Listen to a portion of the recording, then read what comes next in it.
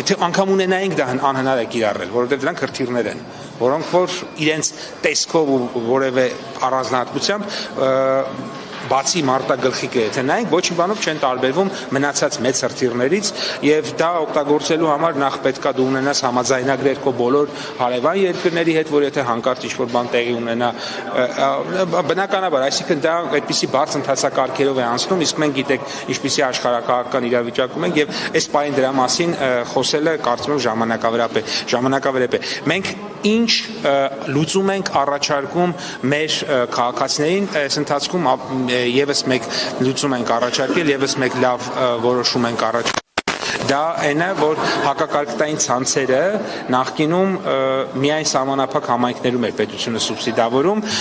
այսուհետ նաև հանրապետության բոլոր համայնքներում հակակարգտային ցանցի դեպքում 50%-ը պետությունը սուբսիդավորել է, այսինքն ծախսի 50%-ը պետությունը վերցնում է իր վրա, սա իհարկե էլի հասկանում ենք, որ ոչ բոլոր դեպքերում է կիրառելի, օրինակ բարձր ծիրանենու դեպքում կիրառելի չի, ոչ ավանդական, բայց ասենք նույնիսկ ոչ ավանդական դեղցենու կամ խաղողի կամ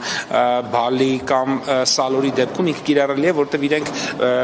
այդպես է շատ չեն բարձրանում։ Սա էր երկրորդ հարցը եւ երրորդը, որին ուզում եմ անդրադառնամ, դա շատ հայտնի էլի բոլորի շատ հայտնի կոնյակի սպիրտի արտահանման հետ կապված խնդիրներն են։ Այստեղ մենք այո, որոշ մեքենաներ թողնվել են, բայց ցավոք սրտի պետք է արձանագրենք, որ խնդիրը լուծված չէ, որտեղ խնդիրի լուծում դա նշանակում է ինստիտուցիոնալ նախ հասկանանք թե ինչն է պատճառը, այս պայծրությամբ մեր դեռևս հանդիպել եք, բանակցել եք, շատ լավ, լուծել եք խնդիրը հիմա։ Չէ, ես ասել եմ հանդիպել եմ, բանակցել եմ, խնդիրը դեռևս լուծված չէ։ Ես ազգային ժողովում այնքանով ինչքանով որ ասեցի, էլի մի քանի մեքենա այս պարագայում է, բայց մենք շարունակում ենք խնդիրը ոչ ամբողջական մնալ լուծված։ Եվ այստեղ անկեղծ պիտի լինեմ, պատճառները մեզ համար անհասկանալի են եւ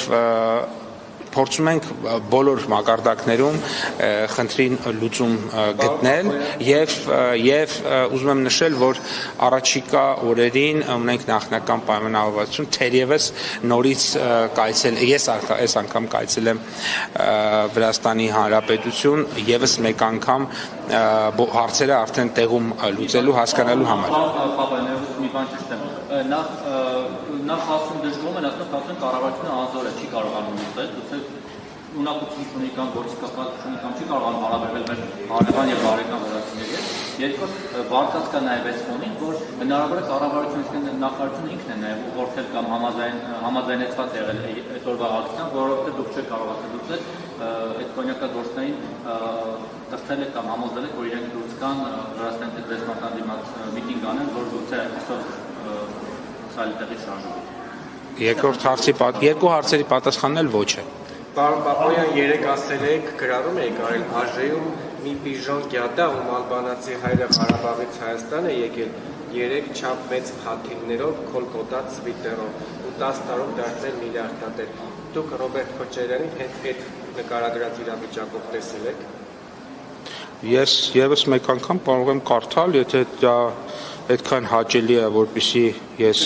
կարդամ, եւս մեկ անգամ կարող եմ կարդալ իմ գրառումը։ Այսօր ազգային ժողովում մի պիժոն գյադա, ում ալբանացի հայրը Ղարաբաղից Հայաստան է եկել 3 չափ մեծ փաթիլներով, քոլկոտած սվիտերով ու 10 տարում դարձել է միլիարդատեր, իմիջիայլոց միլիարդատերն էլ արդեն ապացուցվեց այդ կես ժամանոց ցանկով, որ հրապարակվում ու չի ավարտվում, հայհոյանք է հնչեցել, գիտեք, ազգային ժողովում լկտի հայհոյանք, որը շատ ուրեմն անթույլատրելի է եւ որի մասին ընդհանրապես դուք չեք խոսում, չգիտեմ ինչու, բայց սա էլ պետք է արձանագրեմ։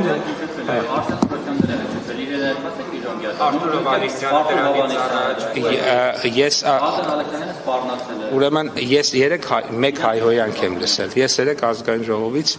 մեկ հայհոյանք եմ լսել եւ այդ հայհոյանքն է եղել։ Իսկ մենք լսել ենք Անդրոնի Տարսեն Թորոսյանի կողմից։ Ես այդտեղ հայհոյանք չտեսա, բայց այնտեղ կար հայհոյանք շատ կոնկրետ։ Ես ասում եմ, ես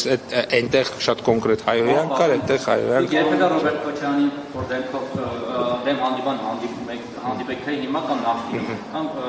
Լևոն Քոչարյանի նախկինում, միջև ձեր իշխանության գալը, դուք կարողանեք ուղիղ նրանց աչքերին նայել ու ասել, որ դուք ալբանացի եք, Պիժոն Գյադա եք, մինչև դուրս կշփոթեք։ Ես ուրեմն ես բոլոր այն մարդկանց,